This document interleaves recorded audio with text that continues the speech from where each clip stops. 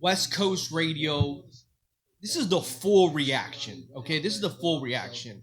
Chael Sonnen versus Ariel Helwani. Now, when I first dropped part one, I watched the interview live, but I was in and out of it. I watched like the last 10 minutes and saw the explosion happen. I was like, oh shit, I gotta drop this fucking reaction right now. I'm not at the station, but I don't give a fuck. I gotta drop it. You feel me? So now I've had a chance to dissect and watch it. I got my notes, okay? Now, West Coast Nation, you know, everybody when they do these YouTube vlogs, hey, hit the subscribe button, hit the follow button. You know what? Fuck all that. Don't subscribe, don't like, and don't follow. All of the above. Now, what I would love for you to do is talk shit in the comments. Do that for me. How's that? Talk shit. Let's do that and let's interact. I'd rather you do fucking that shit. You feel me? Now look at the full interaction.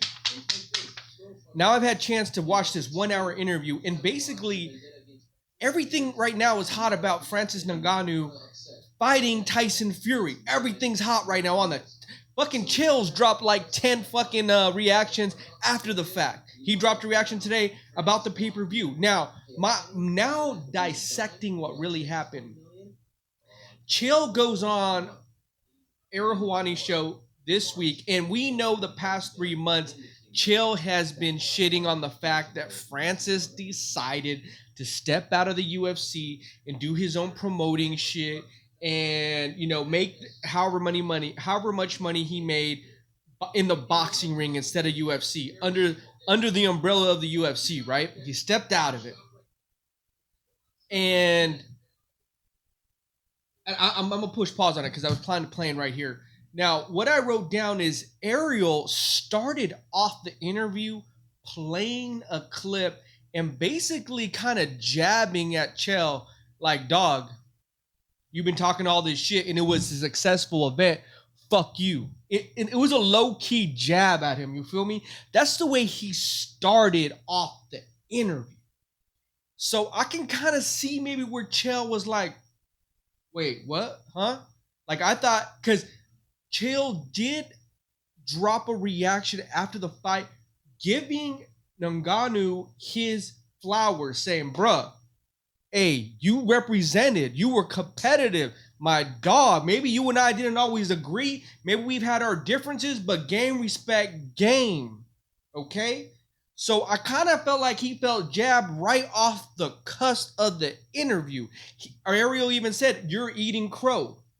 You're eating crow. Like, that's how we started off. So I can kind of see maybe how Chael felt. Like, hey, what the fuck, bro? Like, I just came on here. I'm about to give him his flowers.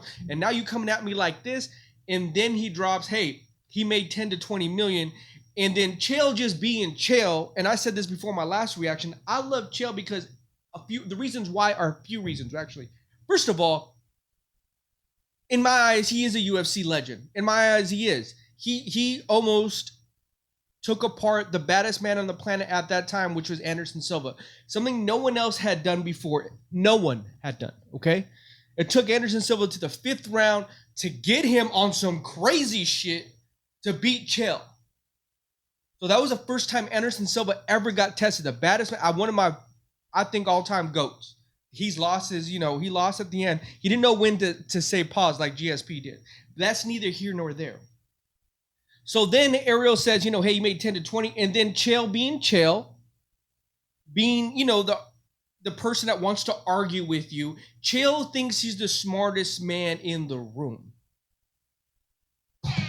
I'm just saying. And so now I'm reading some of my notes. He wanted to praise on there. I kind of thought, was there some past beef? Is this the way they banter? A little bit, but not to the extent of how far it went. It really did go sideways. And I think Ariel's whole point was, hey, you've been shitting on Francis and what he's been doing. He's not going by the old rules of how you're supposed to make money in this industry. Francis is making up his own rules. Kudos to him for making up his own rules. Kudos to him. And Chael hasn't been like that. And he's saying that he's kind of a company man under DNA of Dana White. That's what Ariel was saying about Chael, right? Because they're talking about a 3-fight deal. He's talking about new rules. And then where it kind of goes sideways on here is there was a few things. It was kind of like who's smarter, right? Not only is Ariel kept throwing it out, 13 trophies. I'm the one reporting on this. I'm the one saying it's 10 to 20 million. And the numbers, I guess, came out today. Chael did drop a reaction about the pay-per-view numbers. I heard it was really weak. And I kind of agreed with him. It probably was weak. I didn't buy it. I mean, I don't know. Like, UFC is up here in my eyes. It just is. I understand where both sides are coming from. What I didn't understand was the last 5 minutes of the interview. What I didn't understand is how did it go so sideways? And there was a point there where Chael tells Ariel tells Chael, he just basically he like low key talks shit without talking shit. You ever been around somebody that it's like, in corporate America, he may be your boss, but he's like, whoa, did you just say that shit, bro? I will fuck you up outside, dog.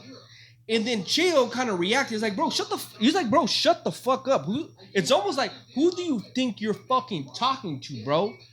Like a moment shifted in the last 10 minutes of the interview, where it was almost like, and watch at the 42-minute mark. That's where it was. I felt like at the 42-minute mark, I'm going to see if I can just bring it up because I have it on the TV back here. Just give me a minute, okay? Give me a minute. You don't have the balls to come out and say it, so I'll say it for you.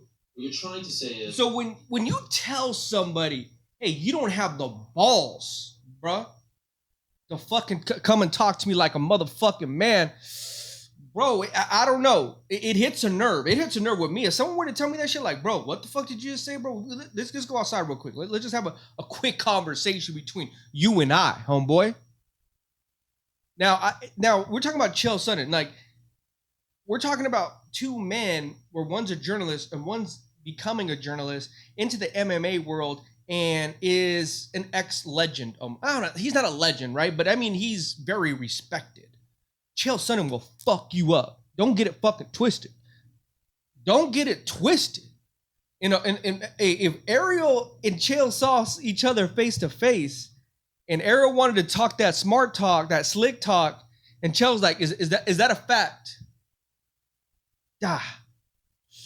You know what I mean? So like, I felt like it was, when you say something to somebody, hey, you don't got the balls to say, hey, well, tell me what you really want, what you really thinking. I think that's kind of where it went sideways. That was the 42-minute mark.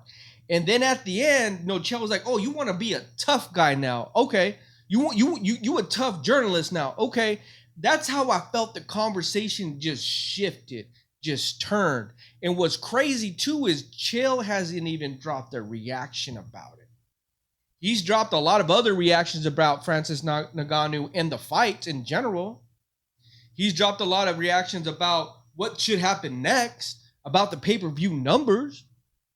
So I wanted just to kind of drop the full reaction, now having a moment to kind of dissect it a little bit further, realize where their history was. I want it now, moving forward, let's end it on this. Shout out to West Coast Nation. We appreciate everybody fucking with us. MTK, we're live at the station. Moving forward, what I would like to know is what's going to happen here now. Is Chael going to go back on? Was that just for the social media shit? Was I like, all right, whatever, bro. We were arguing fucking online, whatever. Or was this something real? Was this something where Chael was going to want to say, hey, I want to talk to you man to man outside of all this shit? I'm more interested in that conversation. I'm more interested to really see what's going to happen after the fact. Now, I think it wasn't that big of a deal. They're both journalists. They're both, got in a little heated argument, and they both should be men and be able to step out outside of this, right?